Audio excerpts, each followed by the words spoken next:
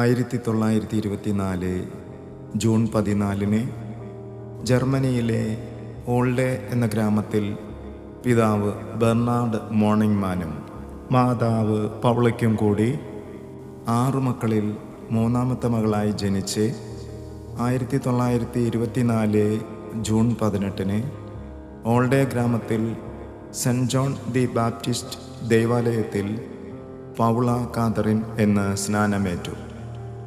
ചെറുപ്പത്തിൽ തന്നെ യേശുവിനോടുള്ള സ്നേഹത്തെ പ്രതി ശുദ്ധീകരണ സ്ഥലത്തെ ആത്മാക്കൾക്കു വേണ്ടി ചെറിയ ത്യാഗങ്ങൾ അർപ്പിക്കുവാനും ജീവിതത്തിലെ അസൗകര്യങ്ങൾ സഹിക്കുവാനും അമ്മ അവരെ പഠിപ്പിച്ചു. ബാല്യത്തിൽ തന്നെ കഷ്ടപ്പെടുന്നവരിലും ദുരിതമനുഭവിക്കുന്നവരിലും പ്രത്യേക ശ്രദ്ധയും സഹതാപവും ഉണ്ടായിരുന്നു. 10ാമത്തെ വയസ്സിൽ ആദ്യ കുർബാന സ്വീകരിച്ച പൗള കാതറിൻ 11ാമത്തെ വയസ്സിൽ സ്ഥൈര്യലേപനവും സ്വീകരിച്ചു. തുടർന്ന് യുവത്വത്തിൽ തന്നെ ഉർസുലിൻ സഭയിൽ ചേർന്ന് ഒരു സന്യാസിനി ആകുവാനും യഥാർത്ഥത്തിൽ തൻ്റെ ദൈവവിളി തിരിച്ചറിഞ്ഞ് നാടും വീടും ഉപേക്ഷിച്ച് കേരള കരയിലെ കണ്ണൂർ രൂപതയിലെ തളിപ്പറമ്പ് ദേശത്ത് വന്നു. തൻ്റെ മനസ്സിൽ ഉദിച്ച പട്ടുവം പാറയും കള്ളിമുൾ ചെടികളും നിറഞ്ഞ പ്രദേശം തിരഞ്ഞെടുത്തുകൊണ്ട് ദീനസേവന സഭയ്ക്ക് രൂപം നൽകുകയും മദർ പേത്രയുടെ ജീവിതശൈലിയും പ്രാർത്ഥനാ ചൈതന്യവും രോഗികളിലും പാർശ്വവൽക്കരിക്കപ്പെട്ടവരിലും ക്ഷയരോഗികളിലും കുഷ്ഠരോഗികളിലും യേശുവിൻ്റെ തിരുമുഖം ദർശിച്ചുകൊണ്ട് തൻ്റെ ദൗത്യം തിരിച്ചറിഞ്ഞുകൊണ്ട് കഠിന പ്രയത്നത്തിലും നിരന്തരമായ പ്രാർത്ഥനയിലും യേശുവിനെ പോലെ സ്വയം ശൂന്യവൽക്കരിച്ചുകൊണ്ട് ദൈവദാസി മദർ പേത്ര ലോകമെമ്പാടും വ്യാപിച്ചു കിടക്കുന്ന ദീനസേവന സഭാ സന്യാസിനികളിലൂടെ ഇന്നും ജീവിക്കുന്നു.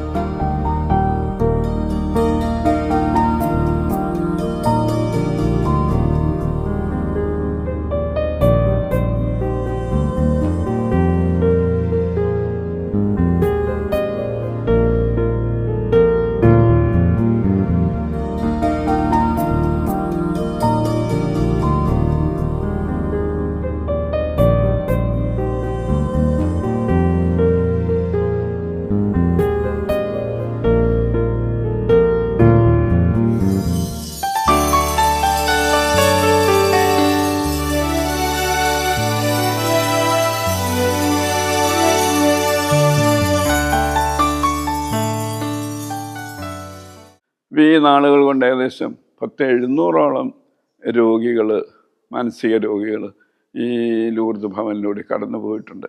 ഒരു 400 പേര് സൗഖ്യം സ്വീകരിച്ച്, എല്ലാ മാനസിക രോഗികളും മനോരോഗികളും എല്ലാം ഉണ്ട്. വൈകല്യങ്ങളുള്ളവരുണ്ട്. എല്ലാം പല സംസ്ഥാനങ്ങളിൽ നിന്നുള്ളവരാണ്. മലയാളമൊന്നും അറിയാൻ പാടില്ലാത്ത. പക്ഷെ അവരെയൊക്കെ ശുശ്രൂഷിച്ചു, പിന്നെ പരസ്യം ചെയ്തുമൊക്കെ ആയിട്ട് പലരെയും അവരുടെ കുടുംബങ്ങൾ, അന്യ സംസ്ഥാനങ്ങളിൽ ചെന്നവരുടെ കുടുംബങ്ങളിൽ ഏൽപ്പിച്ചു. ഇപ്പോൾ ഇവിടെ ഏതാണ്ട് 100-90 പേര് ഇപ്പോൾ താമസിക്കുന്നുണ്ട്. ഒന്നിനും കുറവില്ലാത്ത ഒത്തിരി ബുദ്ധിമുട്ടുകളൊക്കെ ഉണ്ടാകും ചില മാസങ്ങളിൽ, പക്ഷേ ദൈവം പരിപാലിക്കുന്നു. ലൂക്കായുടെ സുവിശേഷം 6-ാം അധ്യായം 38-ാമത്തെ വാക്യത്തിൽ നാം വായിക്കുന്നുണ്ടല്ലോ, കൊടയം നിനക്ക് നൽകപ്പെടും, അമർത്തി കുലുക്കി കവിഞ്ഞ് നിൻ്റെ മടിയിലേക്ക് ഇട്ടു തരും എന്നുള്ള കർത്താവിൻ്റെ വചനം അക്ഷരാർത്ഥത്തിൽ ലൂർദ് ഭവനിൽ സ്മരണീയമാണ്, സ്വാർത്ഥകമാണ്. നീ കൊടുക്ക.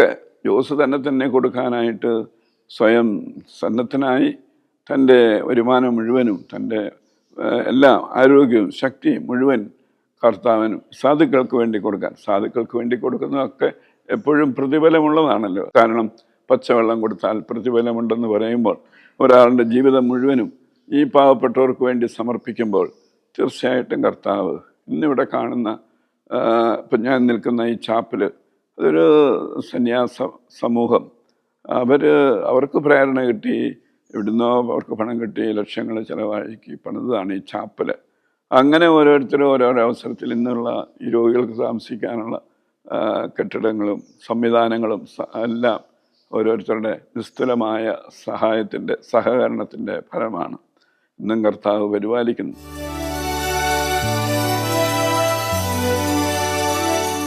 ഈ ഭവനത്തിൽ നമുക്ക് ഒരു ആൾക്കാരെ കിട്ടുന്നത് പോലീസ് സ്റ്റേഷനിൽ നിന്നും അതുപോലെ തന്നെ സാമൂഹ്യ പ്രവർത്തകരും തെരുവിലൂടെ അലഞ്ഞിരിഞ്ഞ് നടക്കുന്ന വ്യക്തികളെ കണ്ടു കഴിഞ്ഞാൽ പിടിച്ചുകൊണ്ടുവന്ന് തരും.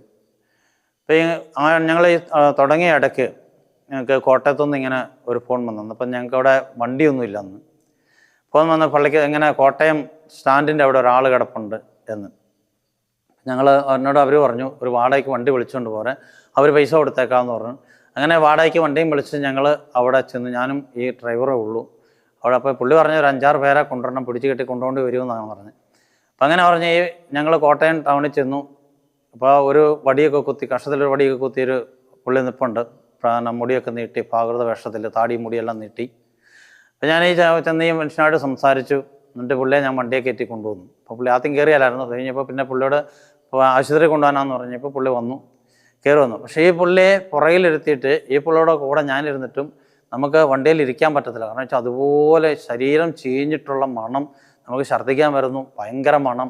അപ്പം അങ്ങനെ വന്ന് ഞങ്ങൾ ഈ മനുഷ്യനെ ഇവിടെ കൊണ്ടുവന്ന് മുടിയൊക്കെ വെട്ടി കുളിപ്പിച്ചു വൃത്തിയാക്കി എല്ലാം കഴിഞ്ഞ് ഇന്നപ്പോഴത്തേക്കും എന്നിട്ട് ഈ മണം പോകുന്നില്ല. അപ്പം അങ്ങനെ ഞങ്ങൾ നോക്കുമ്പം ഈ പുള്ളിയുടെ ഈ കണ്ണിൻ്റെ പിരിയം പൊട്ടിയിട്ട് അതിൻ്റെ അകത്ത് മുഴുവൻ അതിന് പൊട്ടനുണ്ട് പെണ്ണ്, അതിങ്ങനെ ഇളകി പോന്നു കഴിഞ്ഞപ്പോഴത്തേക്കും അതിൽ നിന്ന് മിഴുമിഴാന്ന് പുഴു ചാടാനായിട്ട് തുടങ്ങി കണ്ണിൻ്റെ പിരിയത്തിൽ നിന്ന്. അതുപോലെ തന്നെ മുട്ടുകാല് അതിൻ്റെ ഒരു ഓട്ട ഉണ്ടായിട്ട് അതിൻ്റെ അകത്തുനിന്നും പുഴു ഇറങ്ങുന്നുണ്ട്. അപ്പോൾ ഇതിൻ്റെ രണ്ടിൻ്റെ ആയിരുന്നു ഈ മണം. എന്നിട്ട് ഈ പുള്ളിയെ ഞങ്ങൾ തന്നെ കുറേ പുഴുക്കളെ കിള്ളി. അത് കഴിഞ്ഞ് ഞങ്ങൾ മെഡിക്കൽ കോളേജിൽ കൊണ്ടുവന്നു. മെഡിക്കൽ കോളേജിൽ കൊണ്ടുവന്ന് കഴിഞ്ഞപ്പോൾ അവർ എക്സ്റേ എല്ലാം എടുത്തിട്ട് കാണിച്ചിട്ട് പറഞ്ഞു ഇനി ഈ പുള്ളിക്ക് അധികം നാൾ ജീവിതമൊന്നും ഉണ്ടാവുകയില്ല. അപ്പോൾ അതുകൊണ്ട് ഈ പുള്ളിയെ നിങ്ങൾ കൊണ്ടുപോകും, പിന്നെ മരിച്ചു പോകുകയുള്ളതെന്ന് പറഞ്ഞു. എന്നാൽ ഈ പുള്ളിയെ ഇവിടെ കൊണ്ടുവന്നു. അപ്പോൾ ഈ ആശുപത്രി കൊണ്ടുപോകുന്ന വഴിക്ക് ഈ പുള്ളി പറയുന്നുണ്ട് എന്നെ ആശുപത്രി കൊണ്ടുപോകണ്ട, ഞാൻ മരിച്ചു പോകുകയുള്ളെന്ന് പറഞ്ഞു. അപ്പോൾ അത് കഴിഞ്ഞിട്ട് ഈ പുള്ളി ഇവിടെ വന്നു. ഒരു 6 ദിവസം നമ്മുടെ കൂടെ ഉണ്ടായിരുന്നു. 6ാമത്തെ ദിവസം ഈ പുള്ളി വൈകുന്നേരം ഇവിടെ കഞ്ഞിയാണ് കൊടുക്കുന്നത്. അപ്പം കഞ്ഞി കഴിച്ചു കഴിഞ്ഞപ്പം ഈ പുള്ളി കിടക്കുന്ന ഒരു കട്ടിൽ മാത്രമേ ഉള്ളൂ. അപ്പോൾ ഈ പുള്ളിയുടെ കട്ടിലോട്ട് പുള്ളി കയറി. അപ്പം എന്നോട് പറഞ്ഞു, കഞ്ഞി കുടിച്ച് കഴിഞ്ഞിട്ട് എന്നോട് പറഞ്ഞു എന്നെ പുള്ളി അച്ഛാന്നാണ് വിളിക്കുന്നത്, അച്ഛാ ഞാൻ പോകാമെന്ന് പറഞ്ഞു. അപ്പം ഞാനടുത്ത് കിടക്കാൻ പോകാമെന്ന് ഓർത്തു. ഞാൻ പറഞ്ഞു പൊക്കോളം പറഞ്ഞു. എന്നിട്ട് ഈ പുള്ളി പോയ പുറകെ ഞാനും ചെന്നു. പുള്ളി കട്ടിലേക്ക് കയറി കിടന്നു. ഈശോ മറിയ യോസേപ്പേ എൻ്റെ ആത്മാവിന് കൂട്ടായിരിക്കണേ എന്ന് പറയുകയും ആൾ മരിക്കുകയും ചെയ്തു. അപ്പോൾ ഞാൻ ഓർക്കാം ആ പുള്ളിയെപ്പോലെ ഒരു മരണം നമുക്കും കിട്ടിയായിരുന്നെങ്കിൽ നല്ലതായിരുന്നു. കാരണം വെച്ചാൽ ഈശോ മറിയ യോസേപ്പേ എൻ്റെ ആത്മാവിന് കൂട്ടായിരിക്കണേ എന്ന് പറയുകയും ആ സെക്കൻഡ് തന്നെ മരണം പ്രാപിക്കുകയും ചെയ്ത ആ മനുഷ്യൻ്റെ ആത്മാവ് നിത്യ സ്വർഗത്തിലേക്ക് പോയിട്ടുണ്ടെന്ന് പൂർണ്ണമായിട്ടും വിശ്വസിക്കുന്നു. ഞാനിപ്പോഴും ഓർക്കുന്നു, ഒരു തവണ ഞാനിവിടെ ഒരു രോഗിയെ കാണാൻ എത്തുമ്പോൾ ഒരു പുതിയ രോഗി വന്നിട്ടുണ്ട്. ദേഹം മുഴുവൻ പേനാണ്. ജോസിയേട്ടൻ ആ മനുഷ്യനെ താടിയെല്ലാം വൃത്തിയാക്കി ഷേവ് ചെയ്ത് കുളിപ്പിച്ച് വൃത്തിയാക്കുന്ന ഒരു ദൃശ്യം എനിക്ക് കാണാനിടയായി. ഞാനിപ്പോഴും ഓർക്കുന്നുണ്ട്, അയാളുടെ ദേഹത്തു നിന്ന് പേനിങ്ങനെ ജോസിയേട്ടൻ്റെ ദേഹത്തൂടെ ഒഴുകുകയാണ്. അപ്പോൾ അത്രയും വൃത്തിഹീനമായ സാഹചര്യങ്ങളിലും നിരാലംബരായിട്ടുള്ള മനുഷ്യരെ എടുത്ത് ശുശ്രൂഷിക്കുന്ന ഒരാലയമാണ് ഇത്. അതുപോലെ ഇവിടുത്തെ ഒരൊറ്റ അന്തേവാസിയെ പോലും അങ്ങനെ വിളിക്കുന്നത് പോലും ജോസിയേട്ടന് ഇഷ്ടമല്ല. കാരണം മക്കളെന്നാണ് ജോസിയേട്ടൻ വിളിക്കുന്നത്. എപ്പോഴും വിളിച്ചിട്ട് എൻ്റെ അടുത്ത് പറയും മക്കൾക്ക് ബുദ്ധിമുട്ടുണ്ട്, അല്ലെങ്കിൽ മക്കൾക്ക് ഇന്നതാണ് ബുദ്ധിമുട്ട്. അങ്ങനെ വെളിയിൽ മാത്രമല്ല പ്രവൃത്തിയിലും ജോസിയേട്ടൻ അവരെ മക്കളെപ്പോലെ മാത്രമേ കണ്ടിട്ടുള്ളൂ. അതിൻ്റെ ഫലമാണ് ഇന്ന് രോഗം ഭേദമായി, മാനസിക വ്യഥകൾ അല്ലെങ്കിൽ മാനസിക ബുദ്ധിമുട്ടുകൾ ഭേദമായി അവരുടെ സ്വന്തം ഭവനത്തിലേക്ക് ഒട്ടനവധി പേർ തിരിച്ചുപോയ ഒരു സാഹചര്യമുള്ളത്. ഈ നാടിന് മാത്രമല്ല, സഭയ്ക്ക് മാത്രമല്ല, മനുഷ്യകുലത്തിന് മുഴുവനായും ഒരു വലിയ അനുഗ്രഹമായി ഈ സ്ഥാപനം മാറിക്കൊണ്ടിരിക്കുകയാണ്. അതുമാത്രമല്ല, പലപ്പോഴും ഞാൻ ചിന്തിച്ചിട്ടുണ്ട്, ഇത് മാത്രമല്ല വേറെ പല റീഹാബിലിറ്റേഷൻ സെൻ്ററുകളും കാണാൻ എനിക്കിടയായിട്ടുണ്ട്. അവിടെ നിന്നെല്ലാം വ്യത്യസ്തമായി ഇവിടെ എനിക്ക് കാണാൻ സാധിച്ചിട്ടുള്ള ഒരു വലിയ കാര്യം, നമ്മളൊരു രോഗിയെ ശുശ്രൂഷിക്കാനായി എത്ര വലിയ മരുന്നുകളോ അല്ലെങ്കിൽ എത്ര വലിയ സ്കാനിങ്ങുകളോ അത്യാവശ്യമായി വന്നാൽ അത് ഏത് വിധേനയും ചെയ്തു തരാനും ആ രോഗിയുടെ ശുശ്രൂഷയുമായി മുന്നോട്ട് പോകാനും ഈ ലൂർദ് ഭവൻ ട്രസ്റ്റിന്, അതിൻ്റെ ശുശ്രൂഷകർക്ക് യാതൊരു മടിയുമില്ല. കാരണം നമ്മുടെ വീട്ടിലെ ഒരു അംഗത്തെ പോലെ നിങ്ങളോട് മറ്റുള്ളവർ എങ്ങനെ ചെയ്യണമെന്ന് നിങ്ങൾ ആഗ്രഹിക്കുന്നുവോ അതുപോലെ നിങ്ങൾ മറ്റുള്ളവരോട് പെരുമാറുവിൻ എന്ന വചനം അതേപടി ജീവിതത്തിൽ അന്വർത്ഥമാക്കുന്ന ഒരു രീതിയാണ് ഞാൻ ജോസിയേട്ടനിലും മറ്റുള്ള ശുശ്രൂഷകരിലും കണ്ടിട്ടുള്ളത്. തുടർന്നുള്ള കാലത്തിലും ഈ ശുശ്രൂഷയെ ദൈവം അത്യധികം ഉയർത്തുകയും ദൈവമഹത്വത്തിനായി സഭയുടെയും സമൂഹത്തിൻ്റെയും ഉന്നമനത്തിനായി ഇത് ആയിത്തീരുകയും ചെയ്യട്ടെ. കർത്താവായ ഈശോ മിശിഹ അതിന് എല്ലാ ശുശ്രൂഷകരെയും ഇവിടുത്തെ അന്തേവാസികളെയും അനുഗ്രഹിക്കട്ടെ എന്ന് പ്രാർത്ഥിച്ചുകൊണ്ട് ഞാൻ നിർത്തുന്നു.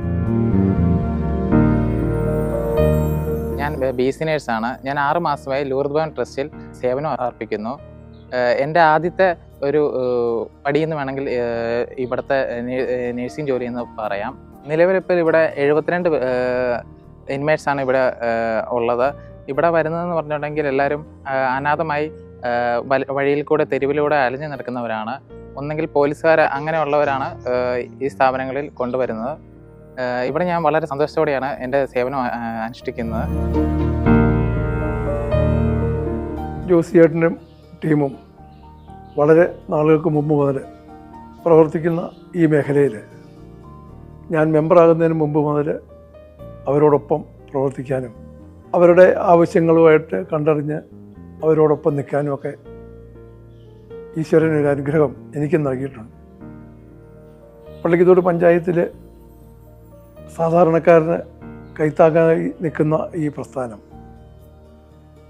എന്നെ സംബന്ധിച്ചിടത്തോളം എനിക്ക് ഏറ്റവും വലിയൊരു അനുഗ്രഹമായിട്ട് തോന്നിയത് ആരും ഇല്ലാത്ത ആളുകൾ, അശരണരായിട്ടുള്ള ആളുകളെ സഹായിക്കാനായിട്ട് ജോസിയേട്ടനെ പോലെയുള്ള ആളുകൾ മുന്നോട്ട് വരികയും അത് ഈശ്വര അനുഗ്രഹത്താൽ വളരെ നല്ല രീതിയിൽ അവർക്കത് മുമ്പോട്ട് കൊണ്ടുപോകാൻ സാധിച്ചിട്ടുണ്ട്. അതൊരു വലിയ കാര്യമാണ്. 1-2 ദിവസമല്ല ഇത്തരത്തിലുള്ള ഒരു കാര്യം ഒരാളുടെ കാര്യം തന്നെ നടത്താൻ ആളുകൾ ബുദ്ധിമുട്ടുമ്പോൾ ഇത്രയധികം ആളുകളെ അവർക്ക് യാതൊരു അല്ലലുമില്ലാതെ അവരുടെ ആശുപത്രി ഉൾപ്പെടെയുള്ള കാര്യങ്ങളിൽ സഹായിക്കാൻ കാണിക്കുന്ന ലൂർദ് ഭവൻ്റെ ആ വലിയ മനസ്സ്, അത് തീർച്ചയായും ഈശ്വരാനുഗ്രഹം കൊണ്ട് മാത്രമേ സാധിക്കൂ എന്നാണ് ഞാൻ വിശ്വസിക്കുന്നത്. നമ്മുടെ പഞ്ചായത്തിൽ ഇത്തരത്തിലുള്ള പല തരത്തിലുള്ള ആളുകളെ സഹായിക്കുന്ന പ്രസ്ഥാനങ്ങളൊക്കെ ഉണ്ടെങ്കിലും അക്ഷരാർത്ഥത്തിൽ ആരുമില്ലാത്തവരെ, വഴിയിൽ കിടക്കുന്നവരെ, രോഗികളായിട്ടുള്ള ആളുകളെ ഇങ്ങനെയൊക്കെ സഹായിക്കാനുള്ളൊരു മനസ്സ് ജോസിയേട്ടനും ടീമിനും ഉണ്ടായിട്ടുണ്ടെന്ന് എനിക്ക് ബോധ്യപ്പെട്ടിട്ടുള്ള കാര്യം. ഇവിടെ ഞാൻ ജോലിക്ക് വന്നിട്ട് 7 വർഷത്തോളമായി. അത് ഞാൻ കിച്ചണിലായിരുന്നു. അത് കഴിഞ്ഞ് മാറി പിന്നെ ഇപ്പം ക്ലീനിങ്ങിനായിട്ട് നിൽക്കുകയാണ്. ഞങ്ങളെല്ലാ സ്റ്റാഫുകളും നല്ല രീതിയിലാണ് കുഞ്ഞുങ്ങളെ നോക്കുന്നത്. അതുപോലെ തന്നെ ജോസേട്ടൻ നല്ല രീതിയിൽ ആത്മാർത്ഥമായിട്ട് കുഞ്ഞുങ്ങളെ സ്നേഹമൊന്നും പൊതിയുന്ന ഒരു മനുഷ്യനാണ്. ഒത്തിരി മാതാവിനോട് നന്ദി പറയുന്നു. കൂടുതൽ ആരോഗ്യ ആയുസ്സും കൊടുത്ത് നോക്കാനുള്ള കൃപ കൊടുത്ത് അനുഗ്രഹിക്കണമെന്ന്.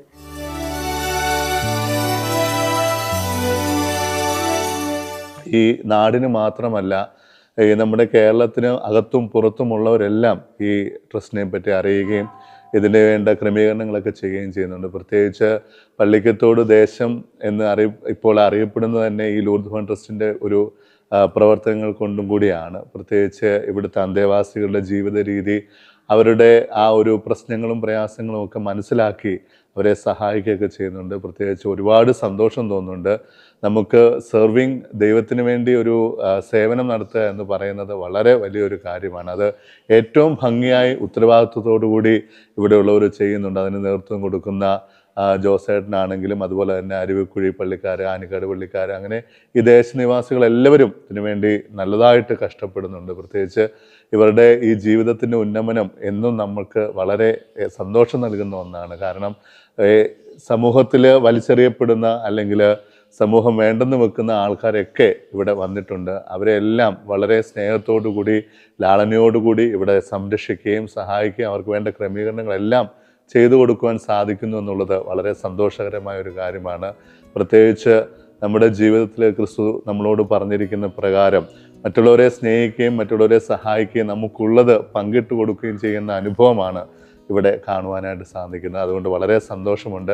ഞാനൊരു ഓർത്തഡോക്സ് ദേവാലയത്തിൻ്റെ വൈദികനാണെങ്കിലും ഇവിടെ എല്ലാ കാര്യങ്ങൾക്കും വരാറുണ്ട്. പ്രത്യേകിച്ച് അത് വളരെ സന്തോഷം നൽകുന്ന ഒരനുഭവമാണ്. നമ്മുടെ കൂടപ്പിറപ്പുകളോട് ഒരുമിച്ച് കുറച്ചു നേരം പങ്കിടുവാൻ സാധിക്കുന്നു എന്നുള്ളതും വളരെ വലിയ കാര്യമാണ്. ഞാൻ ഇവിടെ വന്നിട്ട് ഒരു വർഷവും 4 മാസമായി. ഇവിടെ പിള്ളേരുമായിട്ട് നല്ലപോലെ സഹകരിച്ച് ശുശ്രൂഷ ചെയ്യുന്നുണ്ട്. അവിടെ ഞങ്ങൾ 9 പേര് ഇവിടെ ശുശ്രൂഷ ചെയ്യുന്നു. 9 പേരും സന്തോഷത്തോടും ഒത്തൊരുമയോടും കൂടി പോകുന്നു. ഇവിടെ ജോസേട്ടനാണേലും ഞങ്ങൾക്ക് എല്ലാത്തിനും താങ്ങും തണലുമായിട്ട് നിൽക്കുന്നു. നല്ല രീതിയിൽ മുന്നോട്ട് പോകുന്നു. ജോസിയേട്ടന് എനിക്ക് തോന്നുന്നത് ഇതിന് പ്രചോദനമായി മാറിയത് കേരളത്തിലെ തന്നെ ഏറ്റവും വലിയ പ്രസ്ഥാനമായ നവജീവൻ്റെ തോമസ് ചേട്ടനുമായിട്ടുള്ള അദ്ദേഹത്തിൻ്റെ ഒരു സൗഹൃദവും സംഗമവുമാണ്. അവിടെ നിന്നാണ് പള്ളിക്കത്തോട് ഈ പ്രസ്ഥാനം ആരംഭിച്ചത്. ഒരുപാട് ആളുകൾക്ക് ജീവിതത്തിൽ വേദന അനുഭവിക്കുന്ന, ഒരുപക്ഷെ ജീവിതത്തിൽ പലപ്പോഴും തമസ്കരിക്കപ്പെടുന്ന, മറന്നു പോകുന്ന, പാർശ്വവൽക്കരിക്കപ്പെടുന്ന ഒട്ടേറെ ആളുകളെ ജീവിതത്തിലേക്ക് മടക്കിക്കൊണ്ടുവരാൻ ഈ ഇതുപോലുള്ള പ്രസ്ഥാനങ്ങൾ കഴിയുന്നു. ദൂരഭവൻ ഉൾപ്പെടെയുള്ള പ്രസ്ഥാനങ്ങൾ കഴിയുന്നു എന്നുള്ളതാണ് ഏറ്റവും പ്രധാനപ്പെട്ട കാര്യം. ഇവർ ചെയ്യുന്ന സേവനം ദൈവിക ശുശ്രൂഷയുടെ ഏറ്റവും നല്ല ഒരു മാതൃകയായി നമുക്ക് കാണാൻ കഴിയും.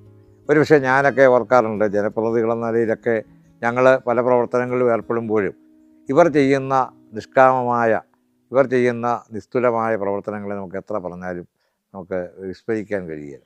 ഒരുപാട് ആളുകൾക്ക് കാരുണ്യത്തിൻ്റെ ഉറവ പറ്റാതെ അവർക്ക് നന്മയുടെ ഒരുപാട് പ്രകാശം പരത്തിക്കൊണ്ട് ഒരുപാട് ആളുകളുടെ ജീവിതത്തിലേക്ക് കടന്നു ചെല്ലാനും അതിന് വഴികാട്ടിയാകാനും ജീവിതത്തിൽ അവർക്ക് നല്ല വഴികളിലേക്ക് അവരെ എത്തിക്കാനും ഒക്കെ തന്നെ ആത്മീയ ശുശ്രൂഷയോടൊപ്പം തന്നെയുള്ള ഈ ഒരു പ്രവർത്തനത്തിന് ഒരുപാട് അർത്ഥതലങ്ങളുണ്ട്.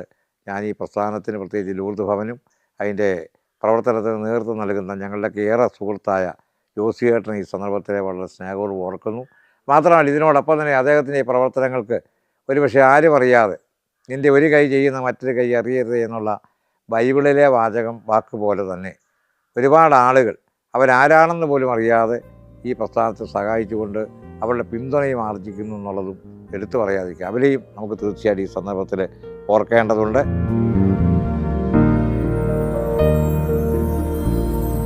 ഞാനിവിടെ വന്നിട്ടിപ്പോൾ 3 മാസം ആയതേ ഉള്ളൂ. എല്ലാവരും പ്രതിസന്ധികൾ വരുമ്പോൾ ദൈവത്തെയാണ് വിളിക്കുന്നത്. അങ്ങനെ ഞാനും ദൈവത്തെ വിളിച്ചു കഴിഞ്ഞപ്പോൾ എനിക്ക് തോന്നിയത് ആദ്യം തന്നെ പാപ്പനെ വിളിക്കാനാണ്. അപ്പോൾ പാപ്പനെ വിളിച്ചു കഴിഞ്ഞപ്പോൾ പാപ്പൻ പറഞ്ഞു, നീ ഇങ്ങ് പോരെ എന്ന് പറഞ്ഞു. അപ്പോൾ അങ്ങനെ ഞാൻ ഇവിടെ വരികയും പാപ്പൻ പറഞ്ഞ കാര്യങ്ങൾ, അതായത് ഞാൻ ഡ്രൈവറാണ്, ഡ്രൈവർ പണിയെടുക്കുന്നു, അപ്പോൾ വണ്ടി ഓടിക്കും. അതുപോലെ തന്നെ ഈ സ്ഥാപനത്തിൽ വന്നു കഴിഞ്ഞപ്പോഴാണ് എൻ്റെ എല്ലാ പ്രശ്നങ്ങളും തീരുകയും നല്ല എന്നാ പറയണ്ടേ ഒരു പ്രത്യേക ഒരു അനുഗ്രഹമാണ് ഇവിടെ വന്നു കഴിഞ്ഞിട്ടുണ്ട്. ഇവിടെ താമസിക്കുന്ന ആൾക്കാരെ വിളിക്കുന്നത് മക്കളെന്നാണ് പാപ്പൻ വിളിക്കുന്നത്. അത് തന്നെ ഏറ്റവും വലിയൊരു അനുഭവമായിട്ട് എനിക്ക് തോന്നുന്നു. പിന്നെ എനിക്ക് പറയാനുള്ളത് എന്നാന്ന് വെച്ച് കഴിഞ്ഞാൽ ഇവിടെ ശുശ്രൂഷ ചെയ്യുന്ന ആൾക്കാർ എല്ലാവരും ഒരുമിച്ച് ഒത്തൊരുമയോടുകൂടി ഈ മക്കളോട് ചേർന്ന് തന്നെ, ഇവിടെ എത്ര മക്കളുണ്ട്? 73 പേരായിരുന്നു ഇവിടെ ഉണ്ടായിരുന്നത് ഞാൻ വന്നപ്പം. 72 പേര്, അതിലൊരാൾ ഈ കഴിഞ്ഞ ദിവസമാണ് മരണപ്പെട്ടത്. പക്ഷേ പകരം ആ മരണപ്പെടുന്നതിന് തൊട്ട് തലയാഴ്ചയാണ് ഇവിടെ ഒരാൾ വന്ന് ചേർന്നത്. അതുപോലെ തന്നെ ഇവിടുന്ന് സുഖം പ്രാപിച്ച് ഒരു ആളെ തിരിച്ചയക്കാനും പറ്റിയിട്ടുണ്ട്. അപ്പോൾ ഇതെല്ലാം കാണാൻ പറ്റുക എന്ന് പറഞ്ഞു കഴിഞ്ഞാൽ എൻ്റെ ജീവിതത്തിൽ എനിക്ക് മറക്കാൻ പറ്റാത്ത കുറേ ഒരു അനുഭവമായിട്ട് എനിക്ക് തോന്നുന്നു. അതുപോലെ തന്നെ ഇവിടെ ഇവരുടെ ഒപ്പം കൂടി ഇവരോട് ചേർന്ന് തന്നെ ഓരോ കാര്യങ്ങൾ പറയുമ്പോൾ അത് ചെയ്യാനും, ഇവർ പറയുന്ന കാര്യങ്ങൾ നമുക്ക് കേൾക്കാനും, ഇവരെ കുളിപ്പിക്കുന്ന കാര്യങ്ങളാണേലും ഭക്ഷണം കൊടുക്കുന്ന കാര്യങ്ങളാണേലും മരുന്ന് കൊടുക്കുന്നു, അങ്ങനെ എല്ലാ കാര്യങ്ങളും ഇങ്ങനെ ശ്രദ്ധിച്ചിരുന്ന് കണ്ട് അവരും അതുപോലെ തന്നെ ഒരു അസുഖമോ ഇല്ലെങ്കിൽ വേറൊരു രീതിയിലുള്ള ആൾക്കാരാണെന്നൊന്നും തോന്നുക വരെയില്ല നമ്മളിവിടെ വന്നിട്ടുണ്ടെങ്കിൽ.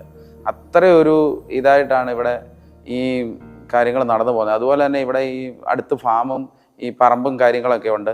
അപ്പോൾ ഇവർ തന്നെയാണ് ഇവിടുത്തെ ജോലികളും അത്യാവശ്യം കാര്യങ്ങളും ഒക്കെ ചെയ്യാനും ഒക്കെ നമ്മുടെ കൂടെ കൂടി എന്താ ചെയ്യണ്ടേ എന്ന് പറഞ്ഞുകൊണ്ട് അവർ ചെയ്യുന്നത്.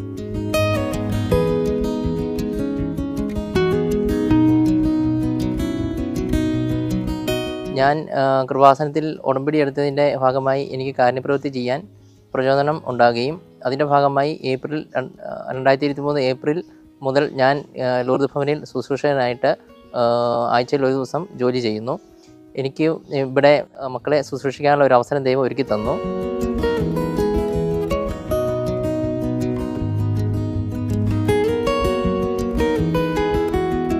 ഞാൻ പള്ളിക്കത്തോട് പഞ്ചായത്തിലെ അരുവിക്കുഴി ഇടവക അംഗമാണ്. ഞാൻ കഴിഞ്ഞ 30-35 വർഷമായി ഗവൺമെൻറ് സർവീസിൽ ജോലി ചെയ്ത് ജില്ലാ ടൗൺ പ്ലാനറായിട്ട് റിട്ടയർ ചെയ്ത് വ്യക്തിയാണ്. ഞാൻ ഈ സ്ഥാപനത്തിൻ്റെ ട്രസ്റ്റ് മെമ്പറായിട്ട് പ്രവർത്തനം ആരംഭിച്ചിട്ട് ഏതാണ്ട് 7 വർഷം കഴിഞ്ഞിരിക്കുകയാണ്. നമ്മുടെ സമൂഹത്തിൽ നമ്മൾ ഇടപെട്ടപ്പോൾ വളരെയധികം ബുദ്ധിമുട്ടി ഈ മെൻ്റലായിട്ടും ശാരീരികമായും ജീവിക്കുന്ന ഒരുപാട് വ്യക്തികളെ നമ്മുടെ ജീവിതകാലത്ത്, നമ്മുടെ സർവീസിൻ്റെ കാലത്ത് കാണുവാൻ ഇടയായി. ആ സമയത്ത് അവർക്ക് വേണ്ട പല സൗകര്യവും പലയിടത്തും വ്യക്തമായിട്ട് കിട്ടുന്നില്ലായിരുന്നു. പക്ഷേ എൻ്റെ കാഴ്ചപ്പാടിൽ ഇങ്ങനെയൊരു സ്ഥാപനം ഇത് പ്രവർത്തനം തുടങ്ങിയപ്പോൾ ഈ മേഖലയിലുള്ള മെൻ്റലി റിട്ടാർഡഡ് ആയിട്ടുള്ള ശാരീരികമായിട്ടും അവസ്ഥ മോശമായ ആൾക്കാരെ സംരക്ഷിക്കുന്ന ഈ സ്ഥാപനം വളരെ കാര്യമായ രീതിയിൽ കഴിഞ്ഞ 25 വർഷത്തിന് മേലെയായിട്ട് പ്രവർത്തനം ചെയ്തുകൊണ്ടിരിക്കുകയാണ്. ഇതിൻ്റെ പ്രവർത്തനം നടക്കുന്നത് ജനങ്ങളുടെ പൊതുവായിട്ടുള്ള പങ്കാളിത്തത്തോടും സഹകരണത്തോടും കൂടിയാണ്. അപ്പം നമ്മൾ ഓരോ വ്യക്തികൾക്കും അവരുടേതായ ലെവലിൽ ഏതെങ്കിലും ഒരു ലെവലിൽ ഈ സ്ഥാപനത്തെയോ ഇതുപോലെ വ്യക്തികളോ സംരക്ഷിക്കുക എന്നുള്ളത് നമ്മുടെ ഒരു ഉത്തരവാദിത്തമാണ്. നമ്മുടെ കുടുംബങ്ങളിലോ നമ്മുടെ പരിചയമുള്ള വ്യക്തികളോ നമ്മൾ കാണുമ്പോൾ ഓരോ കുടുംബങ്ങളിലും നമുക്ക് നേരിട്ട് അറിയാവുന്നതുണ്ടാവും. ഒരു വ്യക്തിയെ പോലും സംരക്ഷിക്കുക എന്ന് പറയുന്നത്, ഈ അവസ്ഥയിലുള്ള ഒരു വ്യക്തിയെ സംരക്ഷിക്കുക എന്ന് പറയുന്നത് എത്ര ബുദ്ധിമുട്ടുള്ള കാര്യമാണ്. അപ്പോൾ ഇത്രയും വ്യക്തികളെ ഇവിടെ ഇങ്ങനെ സംരക്ഷിക്കുക എന്നുള്ളത് ഏതൊരു അവസ്ഥയിലാണെന്നുള്ളത് നാം ഓരോരുത്തരും ചിന്തിക്കുകയും ഓരോരുത്തർക്കും അവരുടേതായ കഴിവിൻ്റെ പരമാവധി ഒരു സഹായം, ഒന്നെങ്കിൽ ഒരു മാനസികമായിട്ടുള്ള അല്ലെങ്കിൽ ഒരു മെൻ്റലി ഒരു സപ്പോർട്ടറായിട്ടുള്ള ഒരു സഹായം എങ്കിലും ചെയ്ത് ഈ പ്രസ്ഥാനത്തെ മുന്നോട്ട് കൊണ്ടുപോകാൻ എല്ലാവരും സഹായിക്കണമെന്ന് ഞാൻ അഭ്യർത്ഥിക്കുകയാണ്.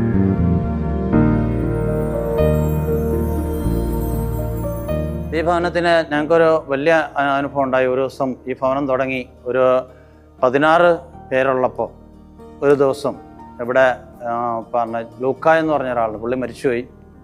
അപ്പോൾ ഈ ലൂക്കായ് എന്ന് പറഞ്ഞ ആൾ പറഞ്ഞു, ജോസേട്ടാ ഞാനിവിടെ വന്നിട്ട് ഇത്ര നാളായി. ഇപ്പോൾ പുള്ളി വന്ന ഡേറ്റും കണക്കും എല്ലാം പുള്ളി പറഞ്ഞു. പുള്ളി ഇങ്ങനെ കൈയും കാലും ഒക്കെ കുടഞ്ഞുകൊണ്ടാണ് അവർ സംസാരിക്കുന്നത്. ഇങ്ങനെ വന്നിട്ട് എന്നോട് പറഞ്ഞു, ഞാനിവിടെ വന്നിട്ട് ഇത്രയും നാളായി, എനിക്ക് ഇറച്ചിയും മീനും കിട്ടുന്നില്ല.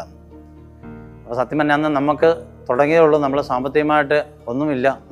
നമ്മളെക്കുറിച്ച്, ഈ ഭവനത്തെക്കുറിച്ച് മറ്റുള്ളവർക്ക് അറിയത്തില്ല. ഇങ്ങനെ ആരും അറിഞ്ഞിട്ടുമില്ല. ഇങ്ങനെ ഈ പരിസരത്തുള്ള കുറേ പേർക്കറിയാം. അപ്പം അങ്ങനെ വന്ന് ലൂക്ക പറഞ്ഞു കഴിഞ്ഞപ്പോൾ ഞാൻ പറഞ്ഞപ്പോൾ ഒരു മാതാവിൻ്റെ ഒരു കുഞ്ഞ് ഉപ്പിരിക്കുന്ന രൂപമല്ല, അതിൽ ചെറിയൊരു രൂപം ഉണ്ടായിരുന്നു. അപ്പോൾ അതിങ്ങനെ ആ മേശയിൽ ഇരിപ്പുണ്ട്. അവിടെ തിരികെ കത്തിച്ച് വെച്ചാൽ ഞങ്ങളിങ്ങനെ പ്രാർത്ഥിക്കും, ജപമാലയൊക്കെ ചെല്ലുന്നു. ഞാൻ ആ ലൂക്കായോട് പറഞ്ഞു, ലൂക്ക ഇതൊക്കെ തരാൻ പറ്റിയ ഒരാൾ അവിടെ ഇരിപ്പുണ്ട്, ആ പുള്ളിക്കാരത്തോട് ചോദിച്ചാൽ തരുമെന്ന്. അപ്പോൾ ലൂക്ക എന്നോട് ചോദിച്ചു, കിട്ടുമോ? അവന് കിട്ടും, നീ വിശ്വാസത്തോടെ ചോദിക്കാൻ പറഞ്ഞു. ഡേ ലൂക്ക പോയി മാതാവിൻ്റെ മുന്നേ പോയി, അവിടെ ഒരു ഫോട്ടോയുടെ മുന്നേ പോയി, പിന്നെ ഒരു കൈ നിലത്ത് കുത്തിയിട്ട് ഒരു കൈ ഇങ്ങനെ കുടഞ്ഞുകൊണ്ട് ഇങ്ങനെ ഇരുന്നു. അപ്പോൾ പുള്ളി പ്രാർത്ഥിച്ചോ എന്താണെന്ന് എനിക്കറിയത്തില്ല. കൂരപ്പട എന്നൊരാൾ പള്ളിക്കത്തോട്ടി വന്നു കഴിഞ്ഞപ്പോൾ അവിടെ നമ്മുടെ ഒരു ബോർഡ് ഇരിപ്പുണ്ട്, ഇങ്ങനെ ലൂർദ് ഭവൻ മാനസിക രോഗികളെ നോക്കുന്ന സ്ഥലം എന്ന് പറഞ്ഞ് ഇങ്ങനെ എഴുതിയിട്ടുണ്ട്. അപ്പം അന്നേരം അവിടെ ഒരാളോട് ചോദിച്ചു, ഈ ബോർഡ് തന്നെ അതെന്താ സ്ഥാപനം എന്ന് ചോദിച്ചു. അപ്പം അന്നേരം അവിടെ നിന്ന ഒരാൾ പറഞ്ഞു, എൻ്റെ അപ്പൻ്റെ പേര് അന്തോണി എന്നാണ്, ആൻ്റണി എന്നാണ്, അന്തോണി എന്ന് എല്ലാവരും വിളിക്കുന്നത്. അപ്പം പറഞ്ഞു, അന്തോണിയുടെ മകന് വട്ട് തുടങ്ങിയിട്ട് കുറേ വട്ടന്മാരെ കൊണ്ടുവന്ന് നോക്കുന്നതെന്ന് പറഞ്ഞു, അല്ലാണ്ട് അതിനകത്ത് വലിയ കാര്യമില്ലെന്ന് പറഞ്ഞു. അപ്പോൾ ഈ പുള്ളി ഉടനെ അവിടുന്ന് ഈ വട്ടന്മാരെ നോക്കുന്ന വട്ടനെയും ഇവിടെ വട്ടായിട്ട് കിടക്കുന്നവരെയും കാണാൻ വേണ്ടിയിട്ട് ഇവിടെ കടന്നു വന്നു. അപ്പോൾ ഈ പുള്ളിയെ ഞാൻ കണ്ടിട്ടുമില്ല, എനിക്ക് നമുക്ക് അറിയത്തുമില്ലാത്ത ഒരാളാണ്. അപ്പം വന്നു, വർത്താനമൊക്കെ പറഞ്ഞു. അപ്പോൾ പുള്ളി എന്നിട്ട് പറഞ്ഞു, കാരണം ഞാൻ അവിടെ വന്നു, ഇങ്ങനെ അറിഞ്ഞുകൊണ്ട് വന്നതാണ്. അപ്പോൾ ഈ പുള്ളി തന്നെയാണ് പറഞ്ഞാൽ, ചോദിച്ചു കഴിഞ്ഞപ്പോൾ ഇങ്ങനെയാണ് സംസാരിച്ചതെന്ന് പറഞ്ഞു. അപ്പോൾ ഇങ്ങനെ വന്ന് പുള്ളി വന്ന് വെച്ച് 500 രൂപ എടുത്ത് തന്നിട്ട്, പുള്ളിയോട് നമ്മൾ ഇന്ന കാര്യം വേണമെന്നൊന്നും പറഞ്ഞിട്ടില്ല. ഈ 500 രൂപ തന്നിട്ട് പുള്ളി പറഞ്ഞു, ഇവിടുത്തെ ഈ പിള്ളേർക്ക് എല്ലാവർക്കും കൂടെ ഇറച്ചി വാങ്ങി കൊടുക്കാൻ പറഞ്ഞു. 500 രൂപ എന്ന് പറഞ്ഞു കഴിഞ്ഞാൽ നല്ല നമുക്ക് ഇറച്ചി വാങ്ങി കൊടുക്കാനായിട്ട് പറ്റും. കാരണം വെച്ചാൽ അന്ന് 12 രൂപ കൊണ്ട് ഇറച്ചിക്ക് വിലയുള്ളൂ. അപ്പോൾ അങ്ങനെ തന്നു. അന്ന് ലൂക്കായുടെ ഇറച്ചിയുടെ ആവശ്യം നിറവേറ്റി. അപ്പോൾ തമ്പുരാൻ്റെ കരം എന്നിട്ടും മാറിപ്പോയിട്ടില്ല. അപ്പോൾ തമ്പുരാൻ അത് കഴിഞ്ഞ് വൈകുന്നേരം ആയപ്പോൾ പൂത്തളപ്പയിലുള്ള ഒരാൾ ഇതുപോലെ ഇവിടെ കടന്നു വന്നു. അപ്പോൾ ഇതെന്താണ് ഇവിടെ നടക്കുന്നത്, അല്ലെങ്കിൽ ഇതെന്താണ് സംഭവം എന്ന് അറിയാൻ വേണ്ടിയാണ് പുള്ളി ഇവിടെ വന്നത്. അപ്പോൾ പുള്ളി ഇവിടെ വന്ന് കടന്നു വന്ന് ഇവിടെ ഇതെല്ലാം കണ്ടു, ഇവരായിട്ട് സംസാരിച്ചു. എല്ലാം കഴിഞ്ഞപ്പോൾ പുള്ളി അന്ന് 300 രൂപ എന്ന് എനിക്ക് തോന്നുന്നു, 300 രൂപ എടുത്ത് വന്നിട്ട് പുള്ളി പറയുന്നത് മീൻ വാങ്ങിക്കൊടുത്തോളാം. അപ്പോൾ ഈ ലൂക്കായുടെ ആവശ്യങ്ങൾ അറിയുന്ന തമ്പുരാൻ ഇന്ന് ഈ ഭവനത്തിൽ വസിക്കുന്ന മക്കളുടെ ഓരോ ആവശ്യങ്ങളും അറിഞ്ഞ് തമ്പുരാൻ നടത്തിക്കൊണ്ടു പോകുന്നു. ഇന്നത്തെ സമൂഹത്തിൽ നഷ്ടപ്പെട്ടു പോയിക്കൊണ്ടിരിക്കുന്ന മനുഷ്യത്വം എന്ന് പറഞ്ഞ ഒരു കാര്യം, അത് വളരെയധികം ശക്തമായിട്ട് പ്രാവർത്തികമാക്കുന്ന ഒരു സ്ഥാപനമാണ് ലൂർദ് ട്രസ്റ്റ്. ഒപ്പം തന്നെ ഞങ്ങളുടെ പോലീസ് സ്റ്റേഷനിൽ എന്തെങ്കിലും സന്തോഷങ്ങളൊക്കെ ഉണ്ടാകുമ്പോൾ ഞങ്ങളിവിടെയുള്ള സഹോദരങ്ങളെ കൂടെ ഓർക്കാറുണ്ട്. വർഷത്തിൽ ഒരിക്കലെങ്കിലും ഞങ്ങൾ അവർക്ക് വേണ്ടിയിട്ട് ആഹാരം അറേഞ്ച് ചെയ്ത് കൊടുക്കും. പലപ്പോഴും കുറച്ച് വസ്ത്രങ്ങളും ഒക്കെ അറേഞ്ച് ചെയ്ത് കൊടുക്കാറുണ്ട്. എല്ലാവർക്കും സ്വന്തം ജീവിതമാണല്ലോ വലുത്.